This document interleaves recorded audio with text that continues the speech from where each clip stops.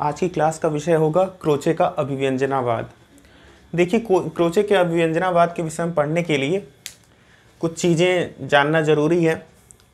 देखिए, सबसे पहले क्रोचे का अभिव्यंजनावाद पढ़ने से पहले क्रोचे किस प्रकार के समीक्षक आलोचक माने जाते हैं, तो वो कैसे हैं? कलावादी।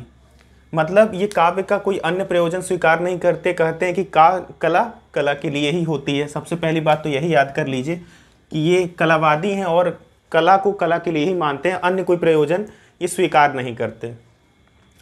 अब दूसरी बात, इनका जो प्रसिद्ध महान ग्रंथ है उसका नाम है फिलॉसफी ऑफ स्पिरिट। तो फिलॉसफी ऑफ स्पिरिट के 4 जो भाग हैं, जिसका पहला भाग एस्थेटिक या सौंदर्य शास्त्र है, यही सबसे इम्पॉर्टेंट है, जिसको हम लोग ग्रंथ की भी संज्ञा देते हैं। देखिए, इनका जो मूल ग्रंथ है वो फिलॉसफी ऑफ स्पिरिट है, जिसका पहला भाग एस्थेटिक या सौंदर्य शास्त्र है। इसी एस्थेटिक या सौंदर्य शास्त्र में इन्होंने अपने अभिव्यंजनावाद सिद्धांत की विवेचना की है। तो इस बात को फिर से ध्यान दीजिए कि एस्थेटिक या सौंदर्य शास्त्र में ही क्रोचे ने अभिव्यंजनावाद का विवेचन किया है। अब अगर मान लीजिए एग्जाम ने ये पूछ दिया कि इनका जो मूल ग्रंथ है वो कौन सा है, तो वो फिलॉसफी ऑफ स्पिरिट है, जिसके 4 भाग माने जाते हैं। पहला भाग है एस्थेटिक, दूसरा लॉजिक, तीसरा फिलॉसफी ऑफ द कंडक्ट और चौथा थ्योरी एंड हिस्ट्री ऑफ हिस्ट्रियोग्राफी। तो इसमें हमें सबसे जरूरी चीज़ जो है वो एस्थेटिक को पढ़ना जरूरी है, जिसमें अभिव्यंजनावाद सिद्धांत का क्रोचे ने विवेचन किया है।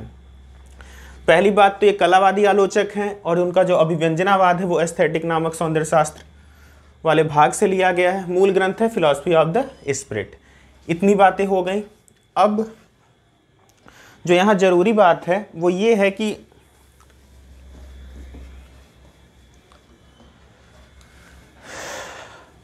क्रोचे का जो ये सिद्धांत है वो किससे प्रभावित है? तो क्रोचे का जो ये सिद्धांत है वो हीगल से प्रभावित है।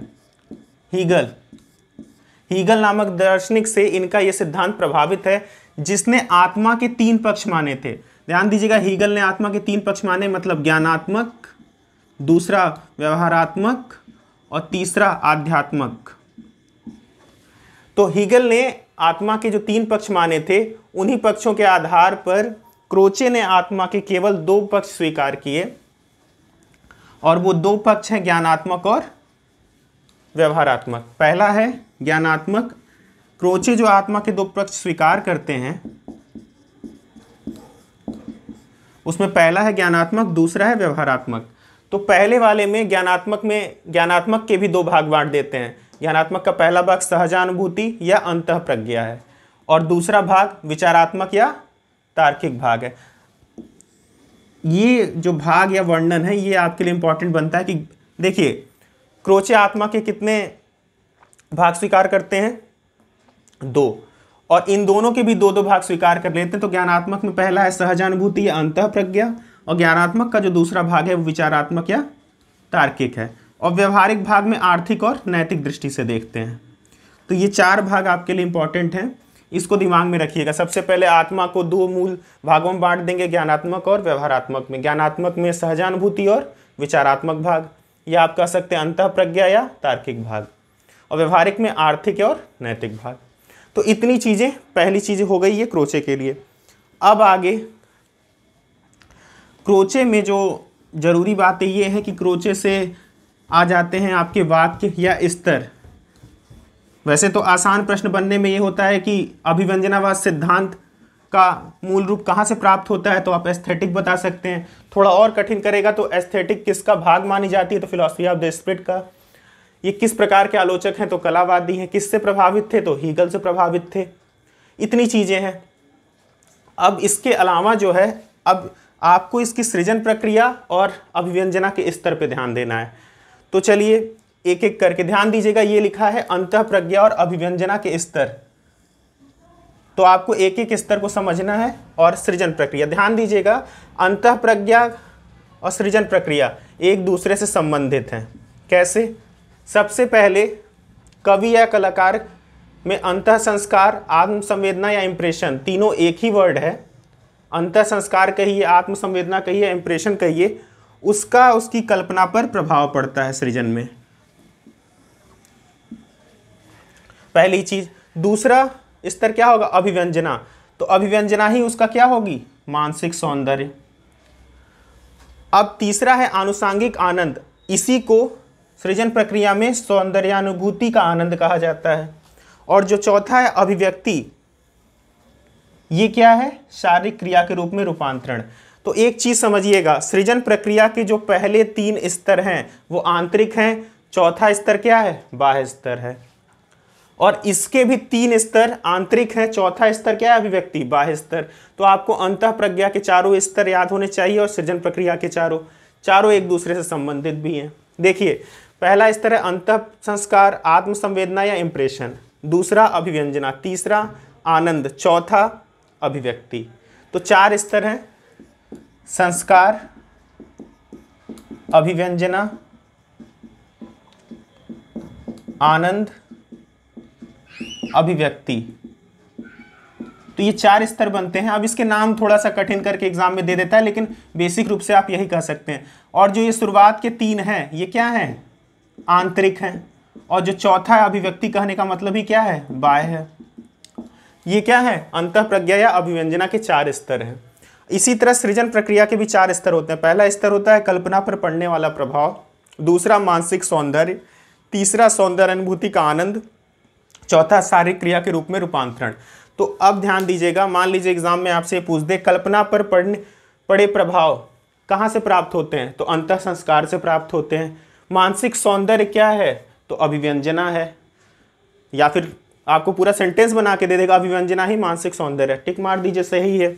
अगला अनुषांगिक आनंद या सौंदर्य मूलक आनंद क्या है? तो ये सौंदर्यानुभूति का आनंद है। और चौथा अभिव्यक्ति किसे कहते हैं? तो शारीरिक क्रिया के रूप में रूपांतरण को ही हम अभिव्यक्ति कहते हैं। तो इन दोनों के एक दूसरे से मैच करा करके आप आसानी से पढ़ सकते हैं। स्क्रीनशॉट लेकर के इसको याद कर लीजिएगा, सृजन प्रक्रिया के 4 चरण क्या हैं और अंतः प्रज्ञा या अभिव्यंजना के 4 स्तर क्या हैं। तो इन दोनों के स्तर आप याद कर लीजिएगा। अब जो क्रोचे के मुख्य सिद्धांत की जो मूलभूत बातें हैं जिनसे प्रश्न बन सकते हैं, उनको भी आप एक एक करके अब देख लीजिए।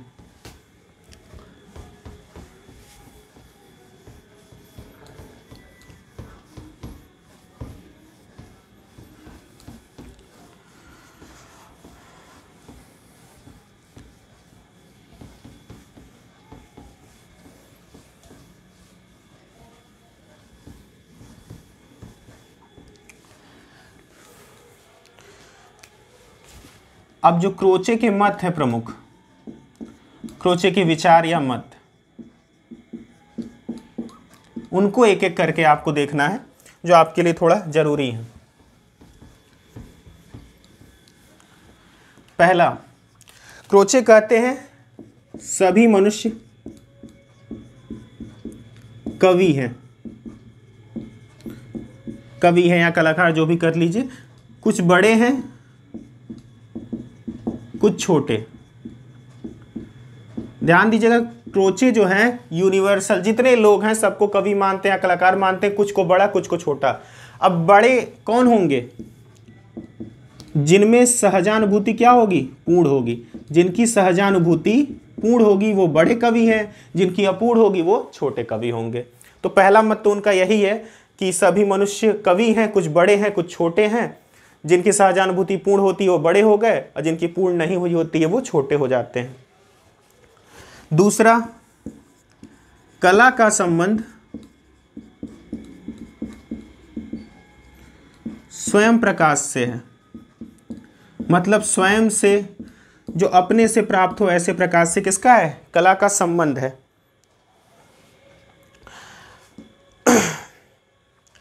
और स्वयं प्रकाश को आप क्या मान सकते हैं? सहजानुभूति, स्वयं को होने वाली अनुभूति। तो कहने का मतलब क्या है? कला का संबंध स्वयं प्रकाश से है, या आप कह सकते हैं कला का संबंध सहजानुभूति से है। तीसरा इनका मत,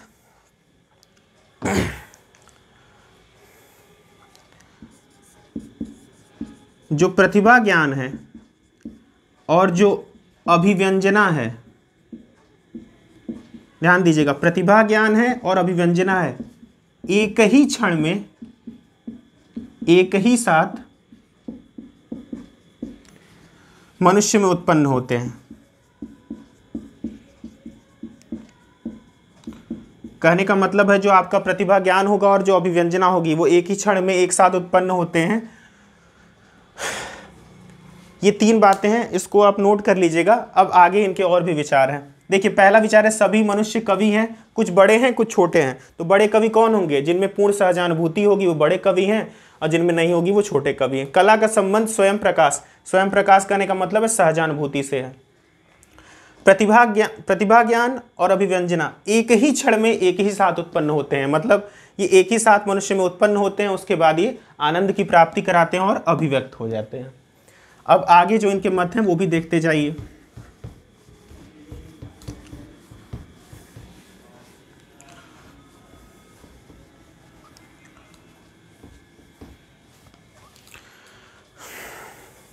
इन्होंने अपने अभिव्यंजनावाद को, एक बार प्रश्न बन चुका है इसीलिए इसको भी स्पष्ट कर देना, अभिव्यंजनावाद को फिल्टर सिद्धांत की संज्ञा दी है। कहने का मतलब है अभी आपको मैंने 4 स्तर बताए हैं, तो एक एक करके फिल्टर हो करके ही अभिव्यक्ति होगी। तो इन्होंने अभिव्यंजनावाद को फिल्टर सिद्धांत की संज्ञा दी है। इसके अलावा अब जो कुछ इंपॉर्टेंट टॉपिक्स हैं, जैसे इन्होंने कला को क्या माना है? कला अखंड है, अविभाज्य है, अद्वितीय है। कला कैसी है? अखंड है, अविभाज्य है, अद्वितीय है। और कला रूपगत होती है।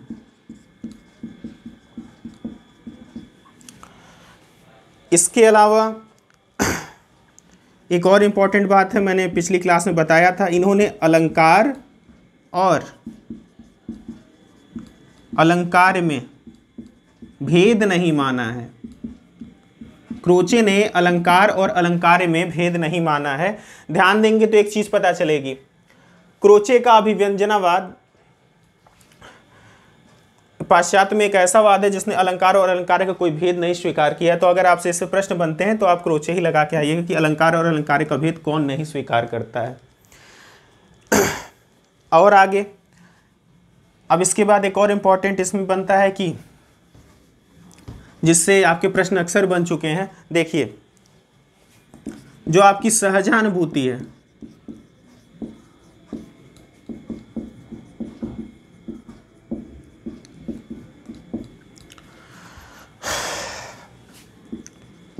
इस सेंटेंस को समझने के लिए ध्यान दीजिएगा। सहजानुभूति अभिव्यंजना कला एक दूसरे के पर्यायवाची हैं। तो सहजानुभूति बराबर अभिव्यंजना बराबर कला जो लिखे हैं, तो सेंटेंस क्या क्या बन सकते हैं वो समझिए। प्रत्येक सहजानुभूति अभिव्यंजना है, ये भी सही होगा। प्रत्येक अभिव्यंजना कला है, ये भी सही होगा। प्रत्येक सहजानुभूति कला है, ये भी सही होगा। प्रत्येक कला अभिव्यंजना है, ये भी सही होगा। प्रत्येक अभिव्यंजना सहजानुभूति, ये भी सही होगा। मतलब जब तीनों एक दूसरे के बराबर हैं तो किसी को भी किसी के बारे में कह देंगे सही होगा। इस बात को ध्यान दीजिएगा। प्रत्येक सहजानुभूति अभिव्यंजना है, दूसरा प्रत्येक अभिव्यंजना कला है, तो इस लिहाज से हम बता सकते हैं ना प्रत्येक सहजानुभूति कला है। ये इनका मत है, इसको थोड़ा सा अच्छे से ध्यान दीजिएगा। और इसके बाद जो इनका एक मत बनता है, कला का तात्विक और आंगिक विश्लेषण नहीं करना चाहिए। कला का तात्विक और आंगिक विश्लेषण नहीं करना चाहिए। इसका तात्पर्य है ये कला को क्या मानते हैं? ये कला को आंतरिक प्रक्रिया मानते हैं।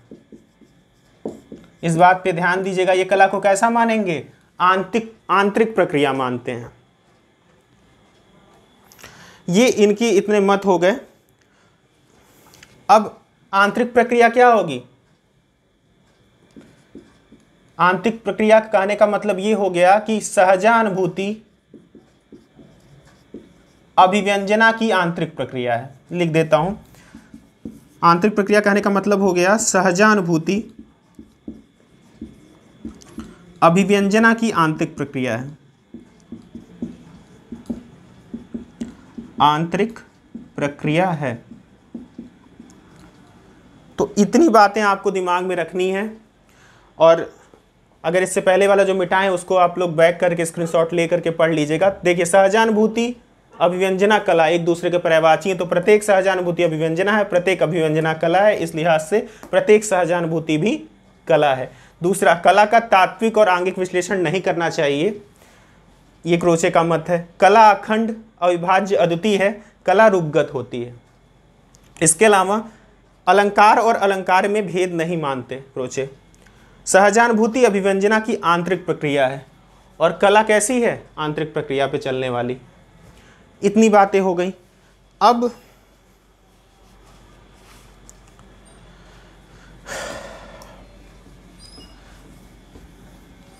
क्रोचे का तो ये मत हो गया।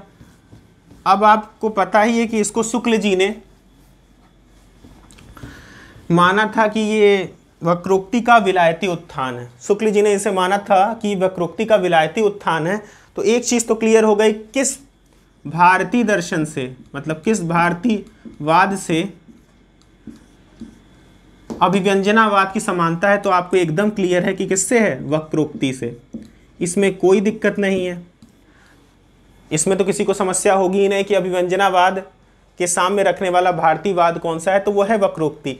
लेकिन वक्रोक्ति में क्या क्या साम्य है, इसको समझना जरूरी है। तो डॉक्टर नगेंद्र ने वो 3-4 साम्य जो स्पेशल बताए थे उसको देख लीजिए, तो उससे आपके प्रश्न अगर आ भी गए तो आपके गलत नहीं होंगे।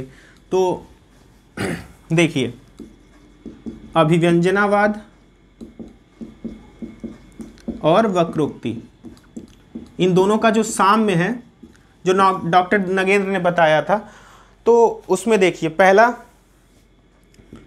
जो दोनों है, दोनों कहने का मतलब अभिव्यंजनावाद के क्रोचे और वक्रोक्तिवाद वाले, मतलब अभिव्यंजनावाद और वक्रोक्ति दोनों अभिव्यंजना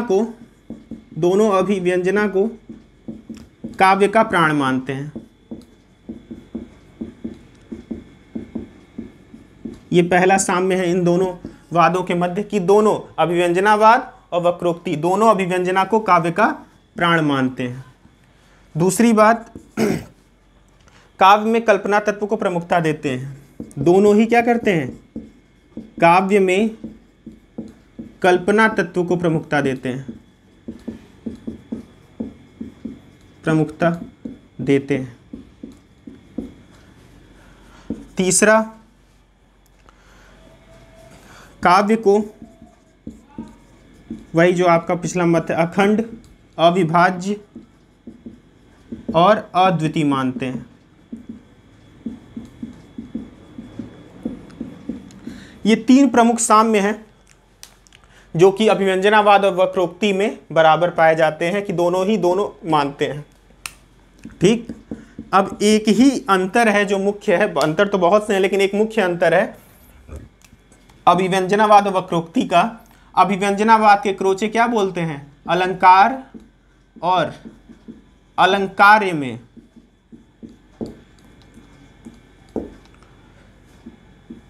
कोई भेद, कोई तात्विक भेद नहीं है। ये किसका है, क्रोचे का, यानी कि अभिव्यंजनावाद का। लेकिन वक्रोक्ति वाले अलंकार और अलंकार्य में भेद स्वीकार करते हैं। तो ये सबसे बड़ा अंतर है, भेद स्वीकार करते हैं। बस इस अंतर को याद कर लीजिएगा, एग्जाम की दृष्टि से ये अंतर इंपॉर्टेंट है। इसमें जितनी भी चीज़ें बताई गई एग्जाम की दृष्टि से बताई गई हैं, बाकी और भी अगर आपको समझना होगा तो अपने किताबों को पढ़ते रहिए और अच्छे से अभिव्यंजनावाद और क्रोचे समझ में आएंगे। आज की क्लास में बस इतना ही रहेगा।